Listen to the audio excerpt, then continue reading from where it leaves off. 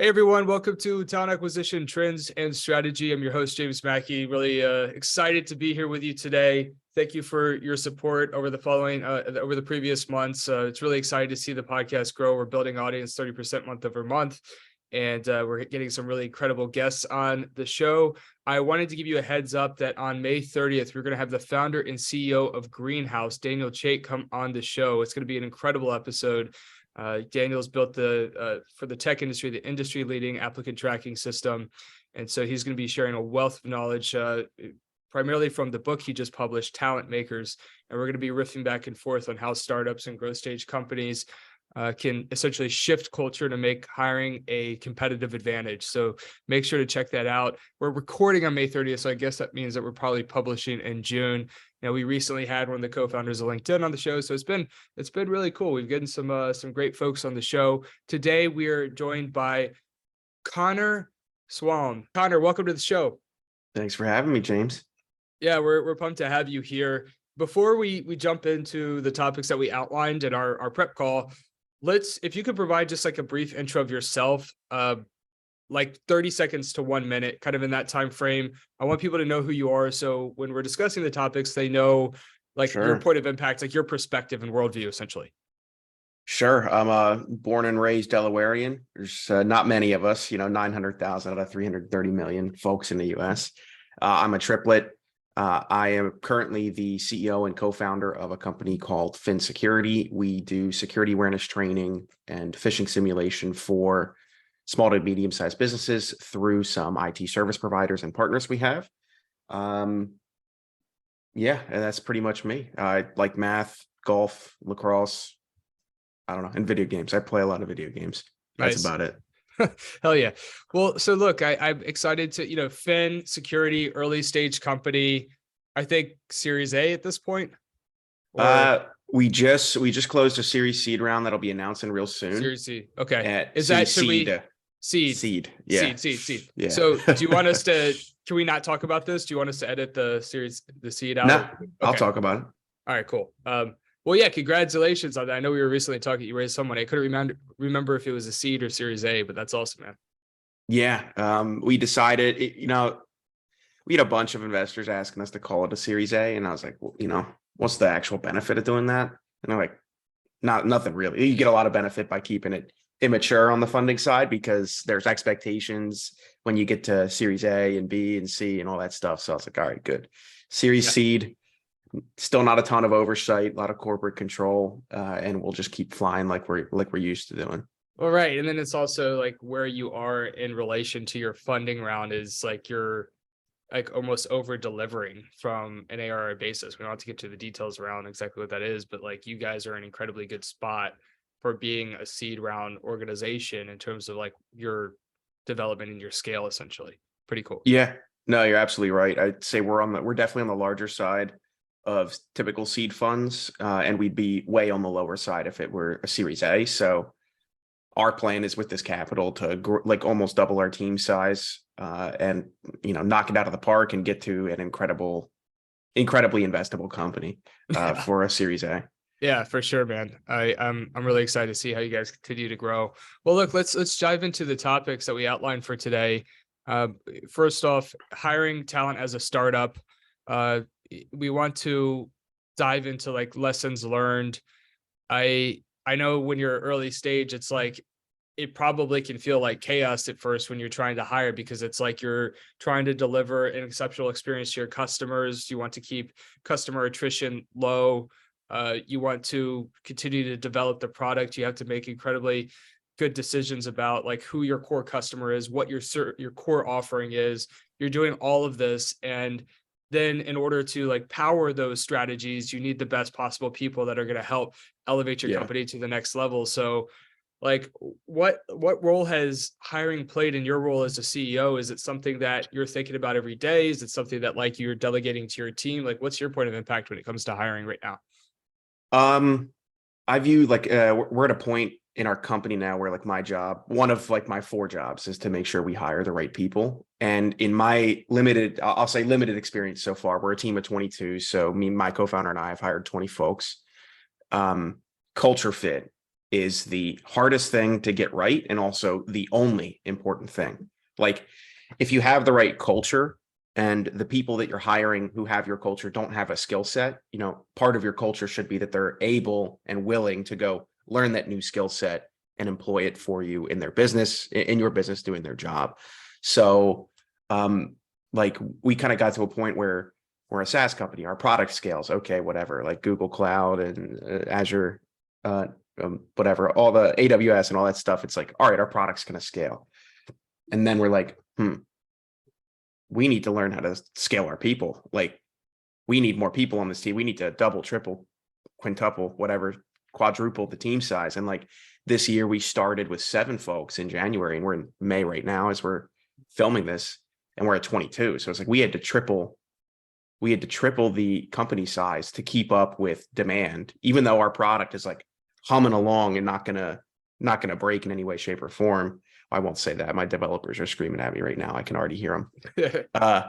But our people will. It's like our people just won't have enough bandwidth to do the things that are necessary to keep up with onboarding new customers or dealing with inbound interest or whatever it is. It's like you get to a point where you realize, oh, technology is not going to solve this fully.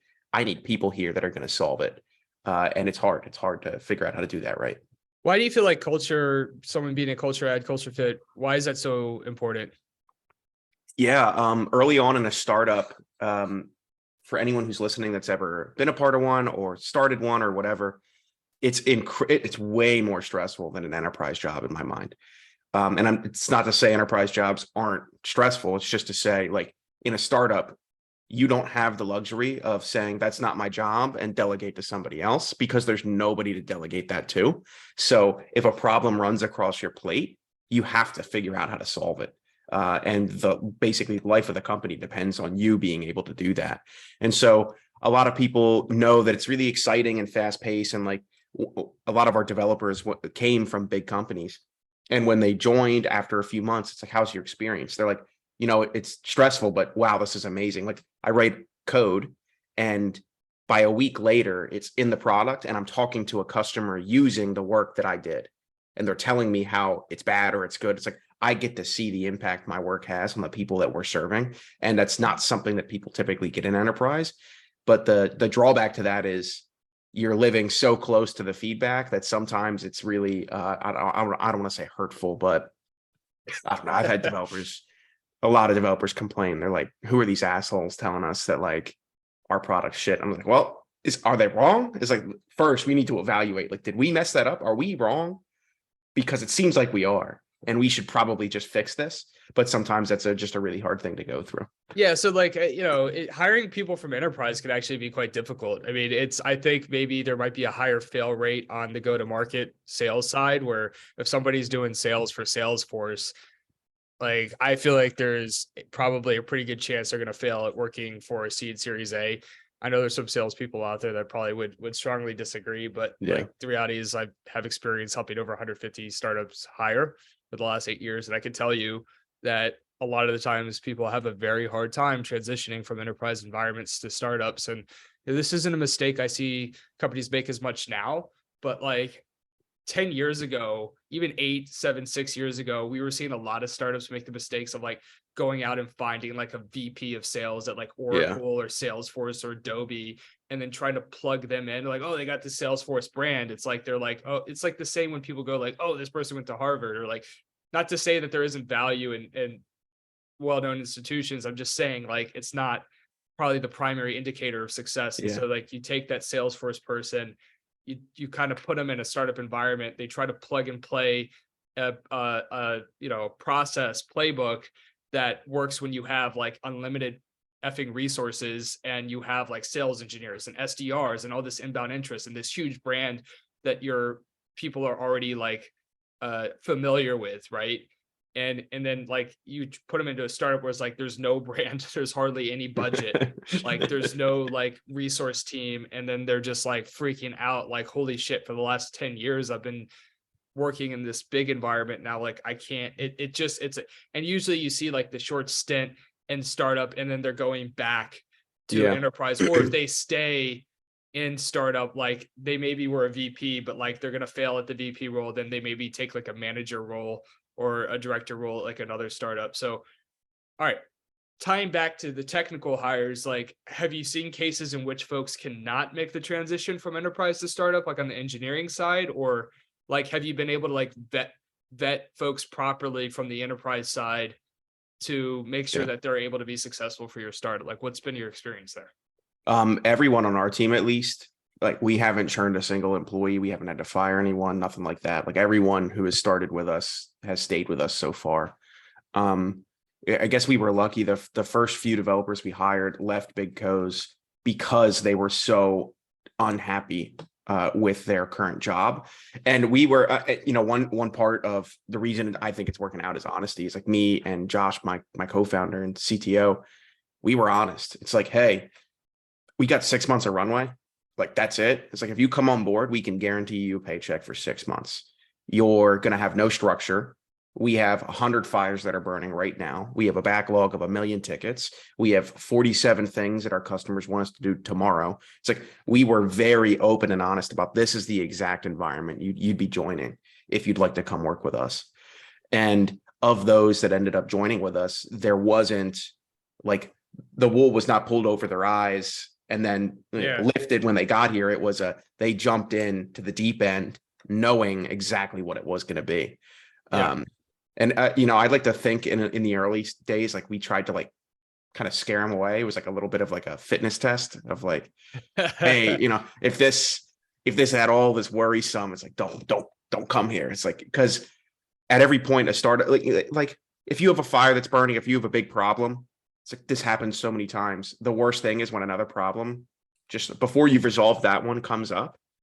And that's literally the definition of a startup. You could start a day thinking, wow, like I'm drinking my coffee. Everything's going great. You know what? Sales are going, product is going, customers are happy. And then by the end of the day, you got a letter from somebody's lawyer. You have a customer that wants to churn. You have somebody on Reddit writing shit about you. It's like, that's just a startup. Just learn to deal with it. Yeah.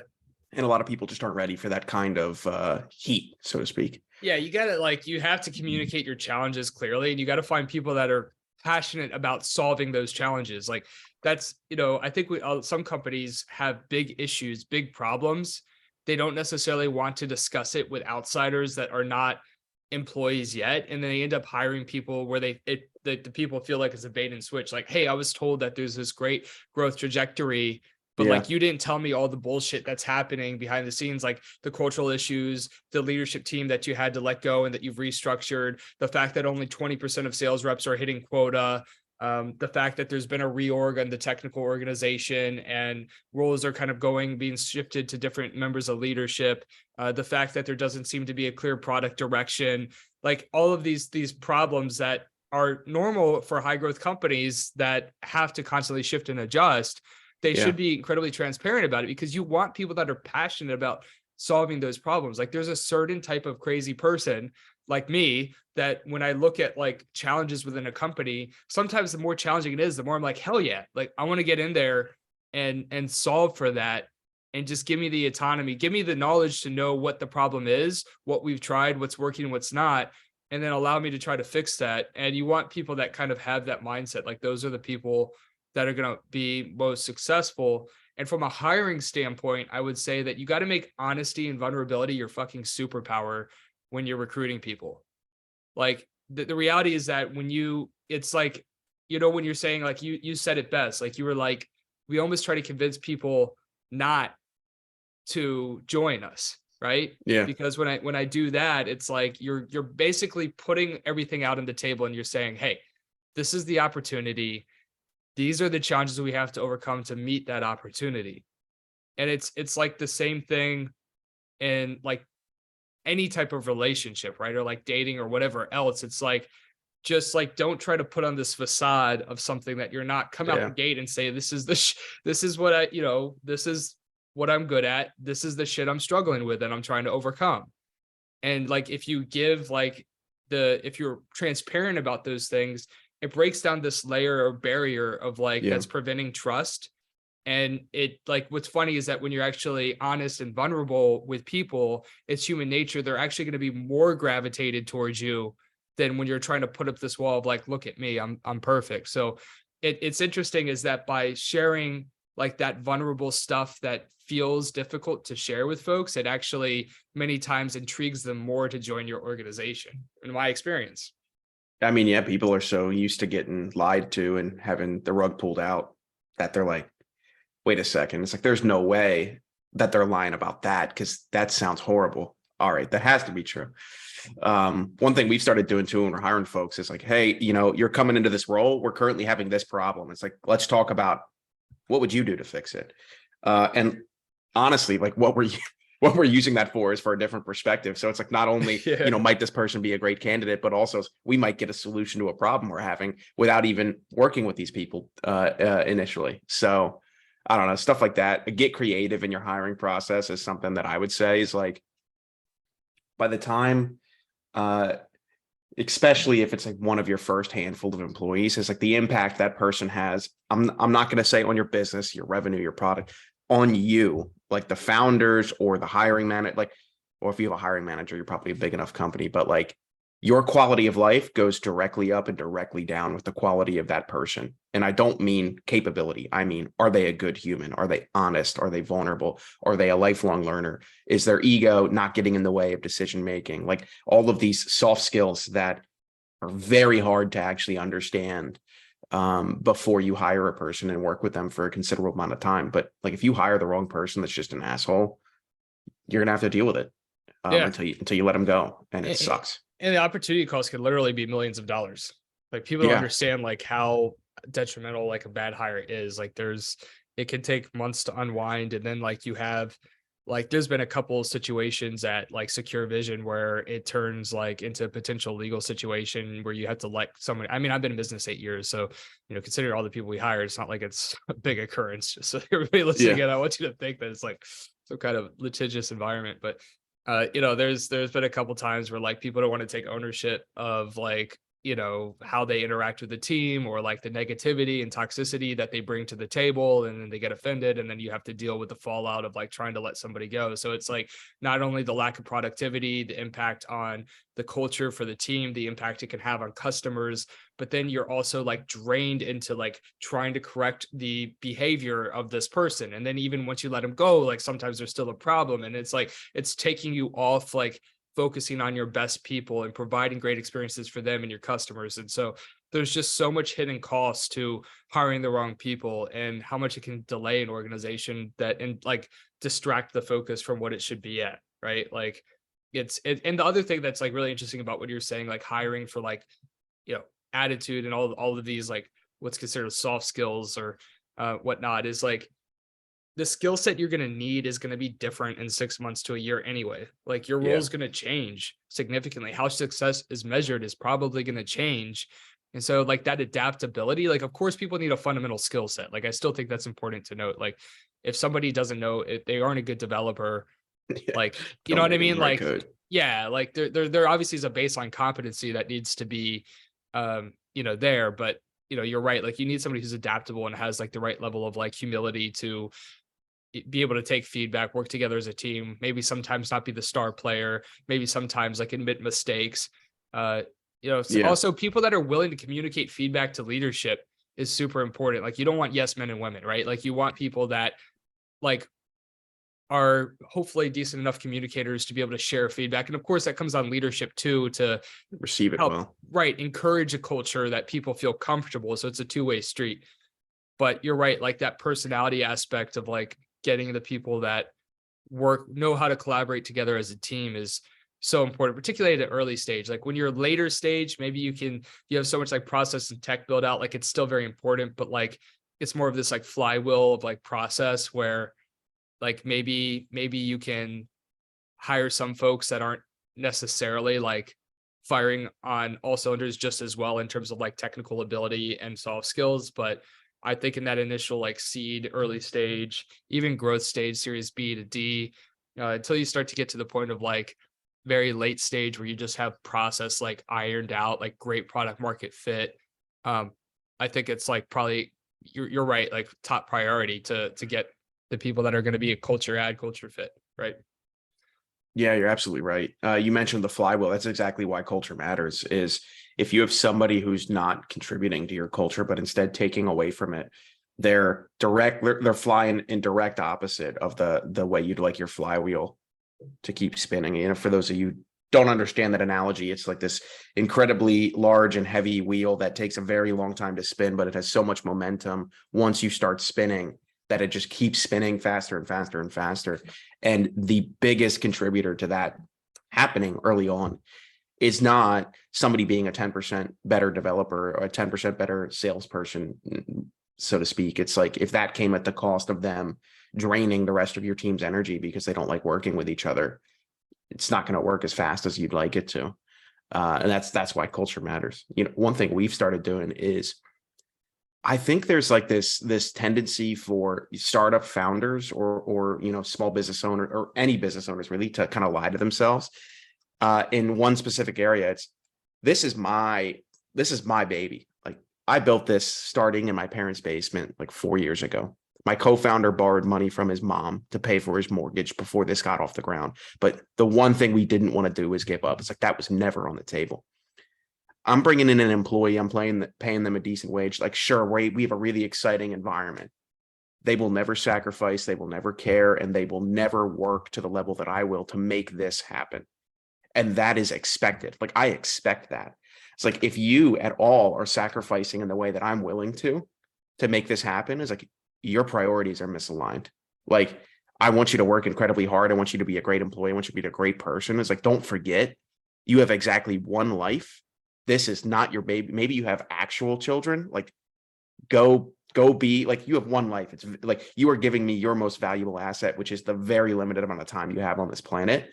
And you know, don't lose sight of the fact that this is in a lot of ways just a job for you, and that's okay. That is very okay. Let's just be honest about it. Yeah. And I just see a lot of startup founders. They're like, basically, are you willing to die for this? And it's like, no. No, it's that there's two people in the company that should be willing to do that. And it's the people who started the damn thing. It's like everyone else, they're here because maybe it's the opportunity they want to pursue, but they're here in part because they have to be here. Yeah, for sure. Like I think so kind of a couple follow-up points on that. I think it's right to have an expectation that folks aren't going to work as hard as you. And at the same time, I'm not going to take agency away from folks that are really ambitious and career driven. Correct. And there have been a couple of times where we've hired somebody that really is putting as much like skin in the game and working just as hard. It's not common. It's not an expectation. As a leader, you can't expect that. And a lot of the times, if somebody is willing to do all of that, then they're probably going to go out and start their own company. Right. But like, there are like, you know, occasionally you get that person that's just like incredibly bought in. And then it's like about like, how do you nurture that and make it worth their while and like continue to move them up with the company, continue to increase comp at a rapid rate, not making them wait for an annual review. Like they're crushing it 6 months. Okay, let's give them you know, more money or whatever we can do.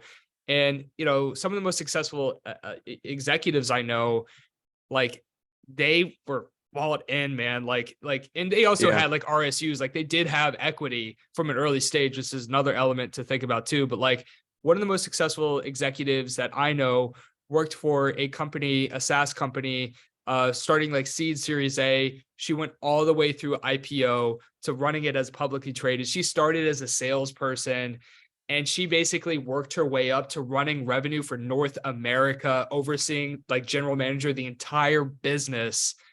But like, I guarantee you, she didn't do that unless she was just as bought in as the founder. I mean, it was like a multi-thousand person organization. So like, there's nuance, there's no absolute. So I'd say like, you know, 80, 90%, let's just say 90%, like that logic follows. And that's 100% true. And providing people with work-life balance is going to allow you to attract top talent, and you're aligning with what they need to hear in order for them to be healthy and not burn out and to have a good quality of life and get the most out of life personally and professionally, which is what you're saying. And you're right.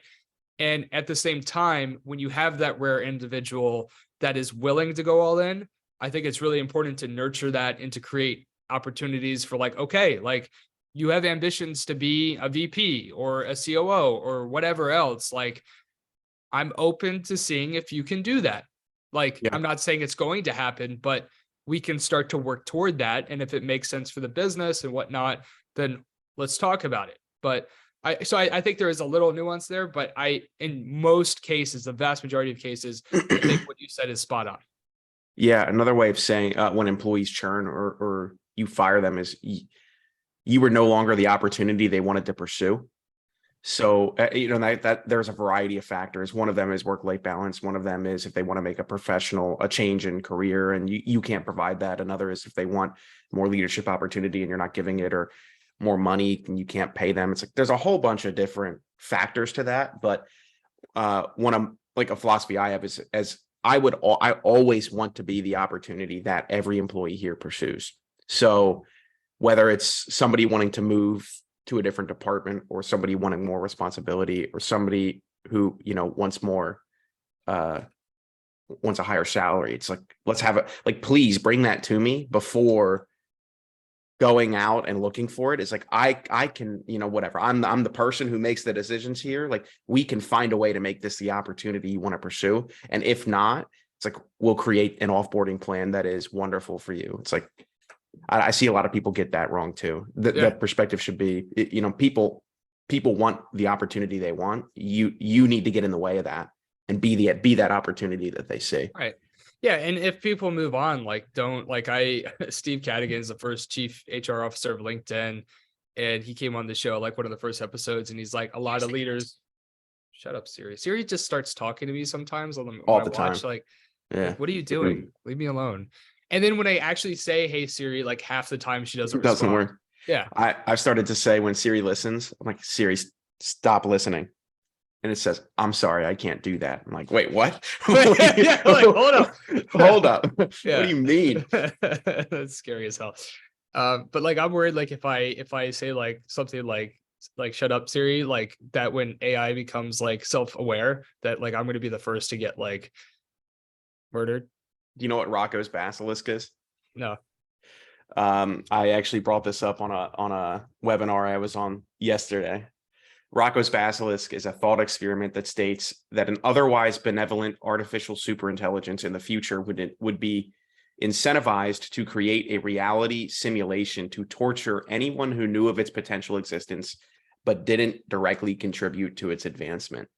So just the act of me telling you about Rocco's basilisk means you are now responsible and you need to do everything you can to bring about this artificial superintelligence creation, and that when it happens, you won't be tortured, you'll be rewarded, right, as long as you did everything in your power to bring it about. Well, that kind of sounds like just like a modern evolution of like our kind of traditional understanding of God.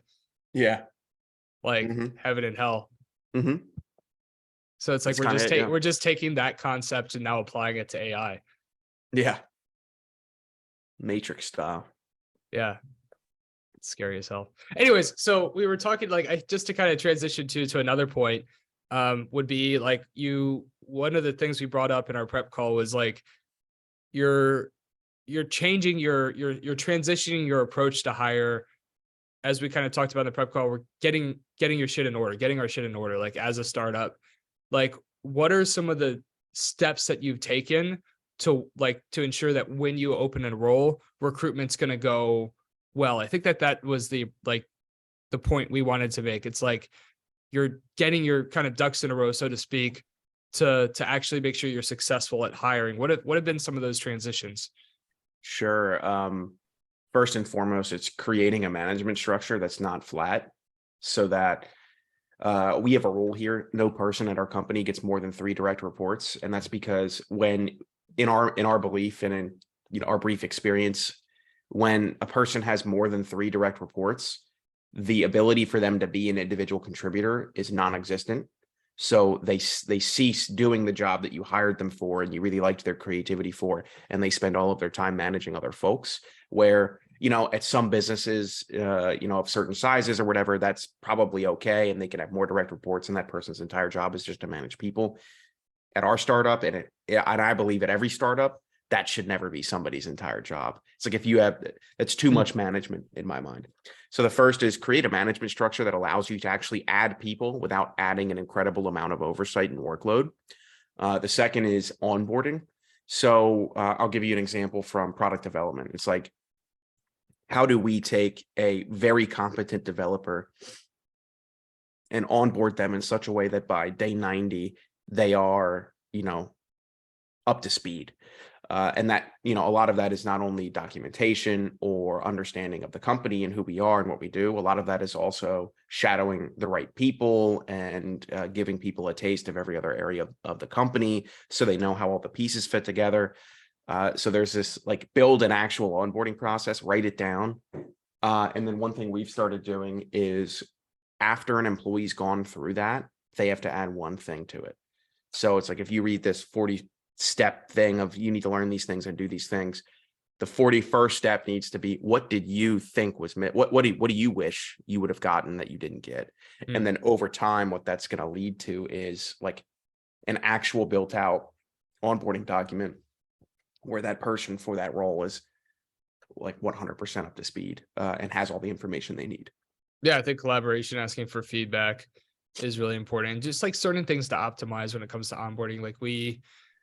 We've done a bunch of tweaking over the years, and we still set an expectation like, hey, we're a relatively young company. It's not like I have like multiple full-time employees like working on like our onboarding strategy. So just keep that in mind. But like as a talent organization, a recruiting organization, like we are, experts in these things, and we have to be able to show that we understand this well enough to apply the things that we're teaching our customers, right? And so we do invest a fair amount, and like we've done certain tweaking. Like, one kind of big shift that we made that helped is that we wrote out a lot of resources. We created video resources, written resources. So like, opposed to just jumping on a call with a hiring manager during onboarding, or direct manager, where they verbally explain things, we give them the content first, and we say, read through this content, watch this content, and then you can ask follow-up questions on the call with the hiring manager. So there's already kind of like a baseline understanding, and then the hiring manager could just fill in the gaps. And when we identify those gaps, then we write them into the process playbooks so that when we hand those to the new employees, they're able to get a better understanding. So we also created a buddy system. So in addition to like the direct manager, they have like a friend on the team, and we do that based on like personalities and who we think is going to like, vibe the best, and like, or based on their roles, going to be able to provide the best insight. There's different factors that we, it's somewhat situational that we put into like who's going to be in the buddy for the new employee. But that's something that's also helped us. And, you're right. Like, one of the things that we also recommend for our customers is, you should have, like, when you open a role, you should have a 30, 60, 90-day plan already mapped out. So like for our bigger customers, we'll basically put approval processes like in their ATS, ideally Greenhouse. That's my favorite go-to solution. So we've implemented it for a ton of customers. We'll actually implement an approval process. So a role literally cannot be opened without approval from executive leadership. And one of the things that is required to get approval is that the hiring manager needs to have put in a 30, 60, 90-day plan that's clearly defining how they're going to onboard the employee. And the role cannot be opened up until that is done. We also recommend that those hiring managers have their hiring goal as a core performance metric. It can't just fall on talent acquisition, because if the hiring managers are not bought in to hiring top talent, then it doesn't matter how good the recruiters are, right? Like, it's a team sport. It's collaborative. It's company wide. It's cultural. Talk about how important culture is. Like, you have to have a culture that prioritizes talent. Right. And so I think that that's when it comes to like onboarding and people and employee experience, needs to be just as top of mind as customer experience, because like when you focus on the employee experience, you get the best folks. You also make sure they're kind of like optimized, so to speak, to create the most value possible. When they create the most value possible, that's of course going to impact the value that's provided to customers. Right. Yeah. I forget where I heard it from. I think I heard it yesterday. It might have been on LinkedIn. But this CEO of a company was drawing the conclusion that how you treat your employees is eventually how your customers get treated. And I thought that is exactly accurate. Like, if you just hire If you hire a bunch of mediocre people who are unhappy to be there and you treat them like garbage, I'm not saying anyone would do this purposely, but if that's how some people might, I don't know. If that's how your employees feel and are, eventually that matriculates down to how they'll begin to act towards your customers or other employees of the organization. And so I've always thought from the very beginning, Josh and I had, my co-founder and I, we're different in almost every single way, but we're very, very aligned on a few things. One of them is the no asshole rule that we already kind of talked about. Whether that's a customer, an advisor, an investor, a friend, an employee, a contractor, it doesn't matter. No assholes. It's like we've fired customers who are like, hey, this just isn't working. We don't really like the way you're talking to us, and we've done everything that we can to try and make this like a beneficial relationship. It's just not happening. We'll give you a few months free. Go find another provider, please. There's that, and then there's the one thing that we were really one thing that really kind of soured our taste on startups before we built one ourselves was like, how is it that a lot of people are employed and all of them complain about their work environment? It's like, okay, like how cool would it be to, build a place where people enjoy coming to work?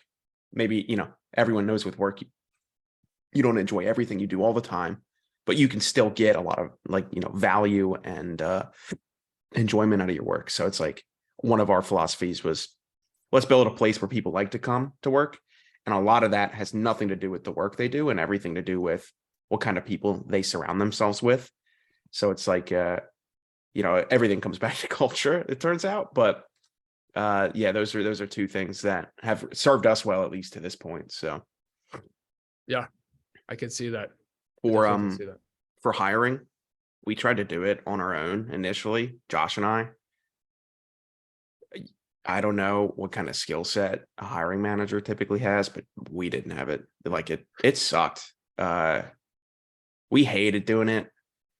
Well, I'll speak for myself. I hated doing it. I sucked at it.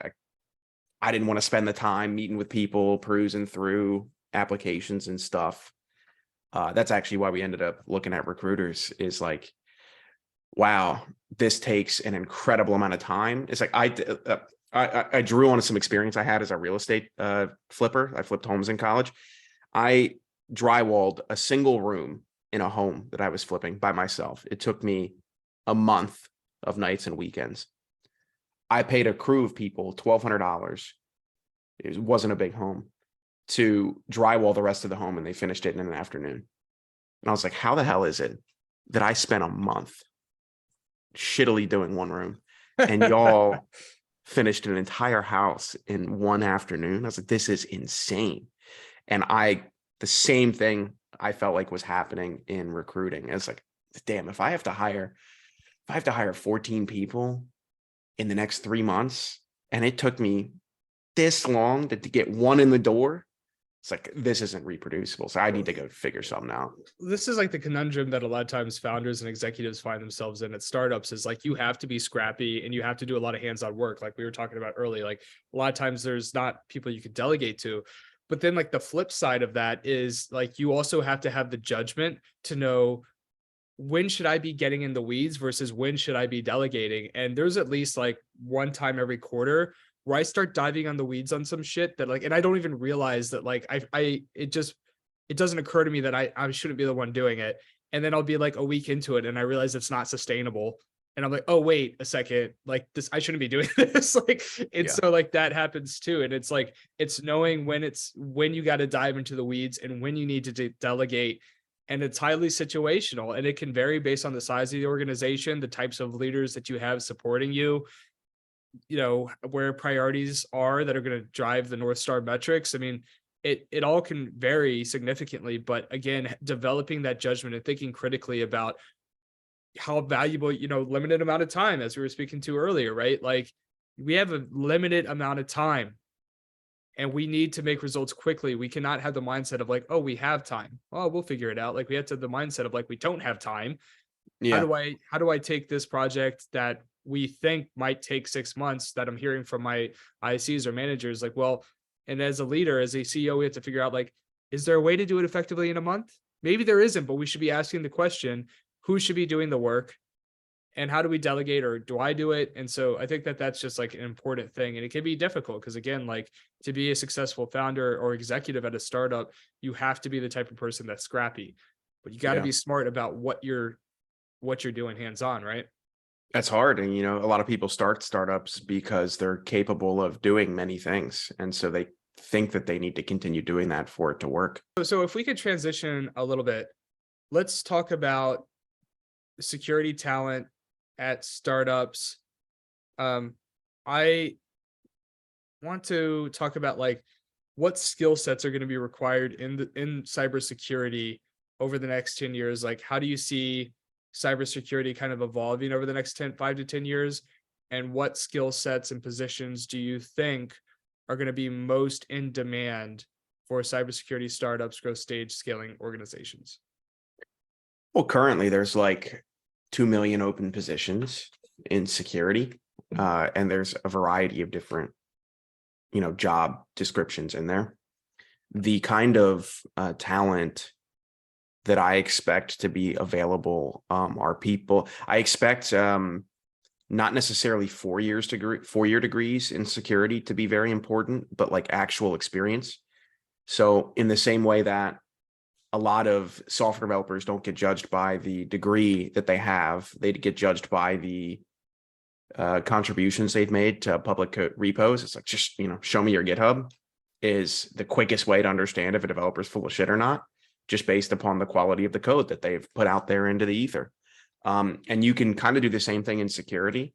It's like, show me the tools that you use, show me how you use them, show me your understanding of compliance frameworks. And then there's also certifications you can get. There's like a million different paths to being a security expert these days. Honestly, having a 4-year degree might even like detract in a lot of ways, but all the stuff we talked about earlier today about soft skills, I see a lot of that missing that I think is going to need. At the end of the day, people need to work with other people.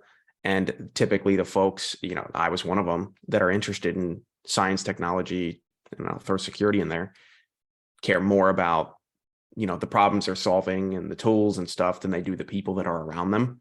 It's, not malevolent, and it's not even like they're ignoring it. It's just, who they are. It's like quirks with people who are very technical in most cases. Yeah. You also brought up on the prep call security insurance tech. Oh, InsurTech. InsurTech. Can you like explain that to me like I'm 6, please? Sure. And then tell me about the impact on cyber. So insurance is a way of transferring risk to another organization. You pay people a monthly amount. They get a whole bunch of mathematicians to do some work and decide how much that monthly amount should be, that should be commensurate with the risk of your house burning down or whatever. That'd be home insurance. Cyber insurance is the exact same way. It is, what's the likelihood of a security event happening and the damage that'll do. And so how much should you pay us in the event that happens? We'll pay you, we'll make you whole. So cyber insurance is incredibly immature when it comes to other forms of insurance. It's only an industry that's maybe 20, 25 years old. And so the loss ratios, which is basically every dollar that a cyber insurance policy was paid for their coverage, they lost $1.09 in like 2020 and 2021. Wait, insurance companies losing money? Yeah, cyber insurance companies losing a lot of money. Damn. And so what I see happening is, what's missing is cyber insurance companies do not have access to data to accurately measure the risk of a breach successfully impacting an organization. And so InsurTech is going to be a product category that is companies that gather data from all of these security tools and feed it in a way to insurance companies so they can write policies more effectively. Wow. Okay.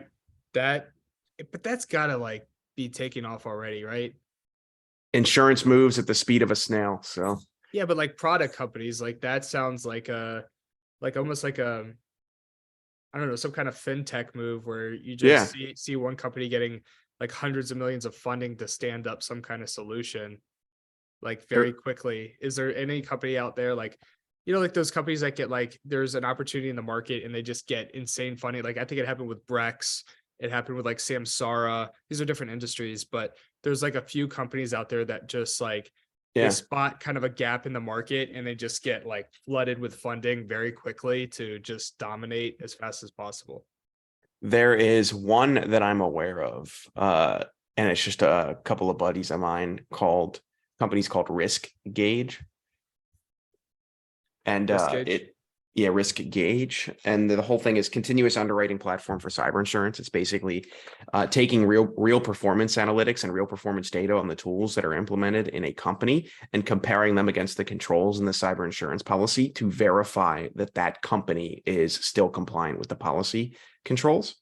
So it's like basically if you told us you're going to have multi-factor authentication on every account, we want to know that you have multi-factor authentication on every single account, and they'll pull in data from the tools you're using for that multi-factor authentication to prove that. So there are companies that, like you said, being stood up. I think it's in its infancy. Not only is in cyber insurance in its infancy, but I think insurance tools in the cyber world are also in their infancy. Well, but I could also see like companies that are serious about cybersecurity being very hesitant to share that type of data and access to their tool to this third party vendor to do that, right? Yeah. So I'm sure that that's a big part of like the conversation is figuring out how to overcome that hurdle. Data is dollars. So yeah, absolutely. No third party tool. I won't make a blanket statement, but I would say most security tools, a lot of their value is derived from the data that they collect on the behavior of cyber attacks or the people or whatever kind of data they're collecting and however they're doing it. There's a lot of value in that.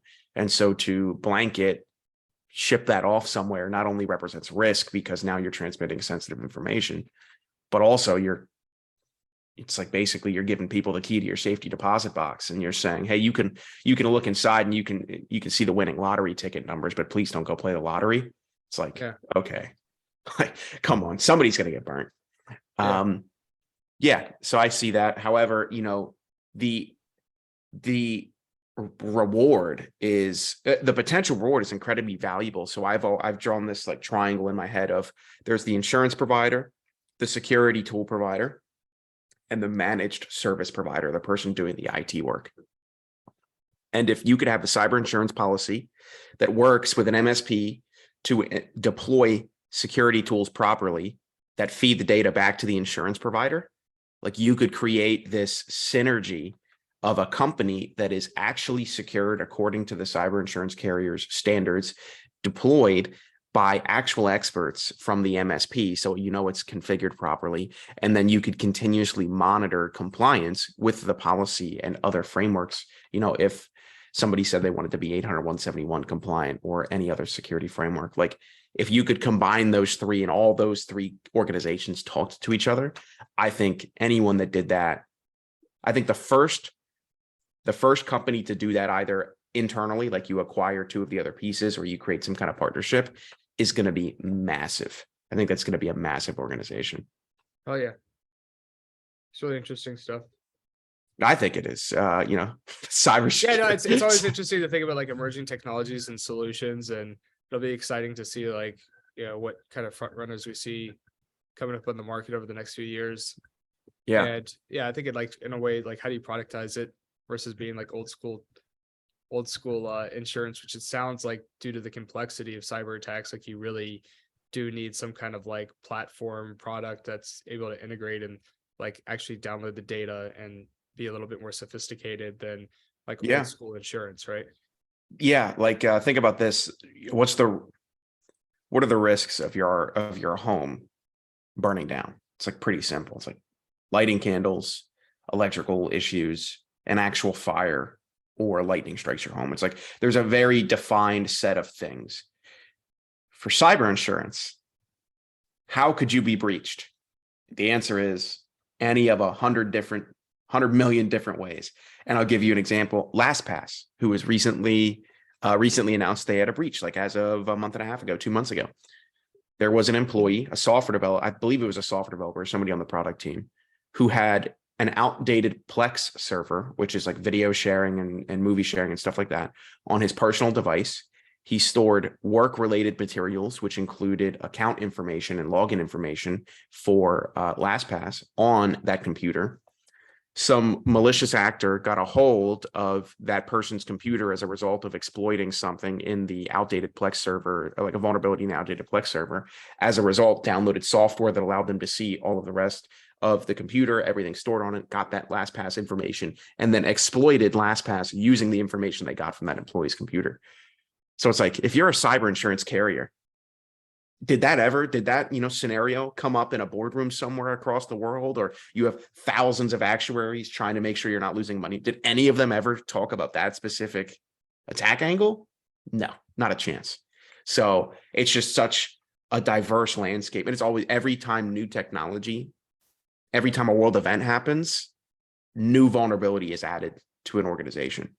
The people are vulnerable to answering an email that they shouldn't, or giving people information that they shouldn't, or every time there's an update in a piece of software, there's a potential for that to have introduced a new vulnerability somewhere. It's like we are chasing a moving target that is moving at the speed of light.